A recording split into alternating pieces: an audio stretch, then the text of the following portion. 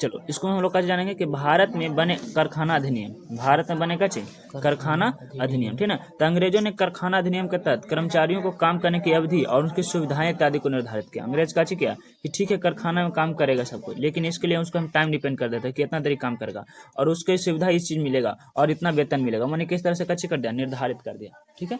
और फिर कहता है कि प्रथम कारखाना अधिनियम कब आया, तो 1881 में। प्रथम कारखाना अधिनियम कब आया, 1881। प्रथम कारखाना अधिनियम 1881। ये किसके समय, तो लॉर्ड रिपन के समय, है ना। और इस समय के अनुसार कुछ नियम था कि 9 घंटा काम करना है, 6 घंटा काम करना है ना। और महीने में 4 दिन की छुट्टी मिलेगी, महीने में 4 दिन का मिलेगा छुट्टी। ये पहला कारखाना अधिनियम लगा कि 9 घंटा काम करना है और 4 दिन के महीने में कच्ची मिलेगा छुट्टी, यानी कि शायद संडे मंडे हो सकता है, लेकिन 4 दिन छुट्टी मिलेगा। 4 दिन से ज्यादा छुट्टी नहीं तो फिर काटा दिए जाएंगे पेमेंट, ठीक ना। आगे द्वितीय कारखाना नियम, द्वितीय कारखाना नियम कब बना, 1891 में। यह लेस डाउन के समय आया, कब आया, लेस डाउन के समय। इसके द्वारा कार्य करने की अधिकतम अवधि 11 घंटे कर दी गई, है ना। देखो 1 घंटे कितना कर दिया, लेस डाउन के समय कितना, 11 घंटा कर दिया कि अब आप कितना देर काम करेगा, 11 घंटा। और इसमें रात के समय महिलाओं को कार्य करने पर प्रतिबंध लगाया था कि रात के काम महिला लोग नहीं करेगी, है ना। और द्वितीय कारखाना अधिनियम आया कब, 1891 में, ठीक ना। देखो यहाँ पे हर एक 10 साल के बाद अधिनियम लग रहा है। 1881 में लॉर्ड रिपन लगाया, कहा कि 9 घंटा काम करेगा, महीना में 4 दिन छुट्टी मिलेगी। और द्वितीय कारखाना अधिनियम 1891 में और कहा कि लेस डाउन के नियम में, ठीक ना, 11 घंटे काम करेगा और रात में महिला काम नहीं करेगी, ठीक ना। और इसके बाद तीसरा कारखाना अधिनियम का क्या है कि 1911 में आया, किया लॉर्ड हार्डिंग के द्वितीय समय में आया, कब आया, लॉर्ड हार्डिंग द्वितीय के समय में, ठीक ना। और एक कहा कि कार्य करने के अधिकतम घंटा 12 घंटा कर दिया। सब अंग्रेजों ने सब शोषण करना शुरू कर दिया। 8 घंटा शुरू किया था, है ना, उसके बाद फिर 11 घंटा, आप कैसे कहा कि 12 घंटा काम करो, है ना। और फिर चौथा अधिनियम का है तो 1922 में, कब आया, 1922 में, किकर समय, तो लॉर्ड रीडिंग के समय।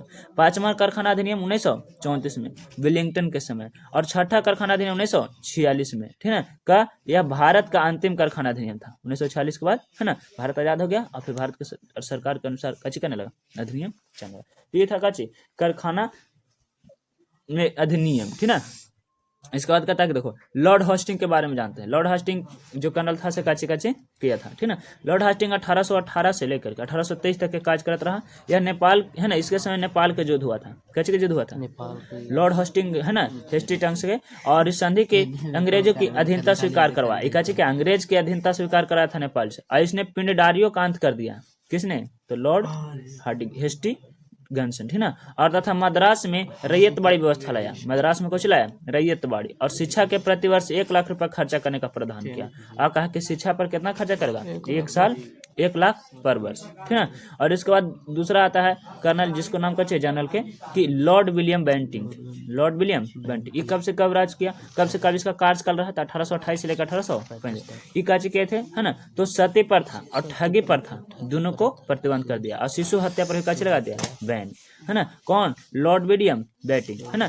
तो ये काची किए थे, तो सती प्रथा पर रोक लगाया, है ना, प्रतिबंध लगाया। और ठगी प्रथा पर, सती प्रथा का होता था, तो सती प्रथा एक कुप्रथा था जिसमें महिलाएं के अगर पति पहले मर जाते थे, है ना, तो महिलाओं को पति के शव के साथ जलना पड़ता था, है ना, जो कि सती प्रथा के नाम से बहुत जोर जोर से ढोल नगाड़े बजाए जाते थे, जिसका उनका दर्द का कहारा हुआ आवाज कभी कोई को सुनाई नहीं देता था। लोगों को महसूस होता था कि शायद, है ना, उसको कोई दुखी अनुभव नहीं होता और लोग सती का काचे से कर देते हैं, है ना। यह कोई प्रथा था। इसके लिए भारतीय लोग भी, जैसे कि ईश्वर चंद्र विद्यासागर भी काचे के थे, योगदान दिए थे। इसके बाद आता है लॉर्ड डलहौजी के काल, किसका काल, लॉर्ड डलहौजी 1848 से लेकर 1856 तक। इसने आधुनिक भारत का जनक भी कहते हैं, लॉर्ड डलहौजी का कहता है आधुनिक भारत का जनक। इसने रेल को सुविधा दिया, रेल को रेलगाड़ी के, है ना, 1853 में जो आया था। और डाक की सुविधा दिया, तार की सुविधा दिया, PWD के भी प्रारंभ किया, है ना।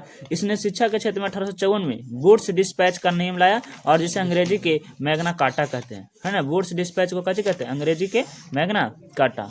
इसने 1848 में हड़प नीति यानी कि त्याग पथ सिद्धांत लाया, और इसके तहत सबसे पहले सतारा को हड़प लिया और पंजाब पर अधिकार करके कोहिनूर हीरा इंग्लैंड भेज दिया।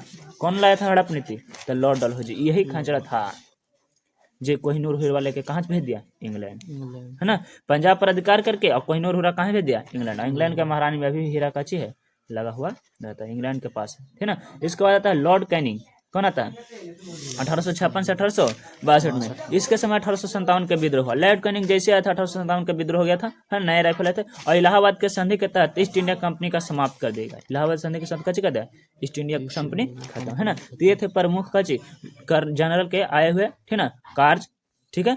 अच्छा, इसके बाद फिर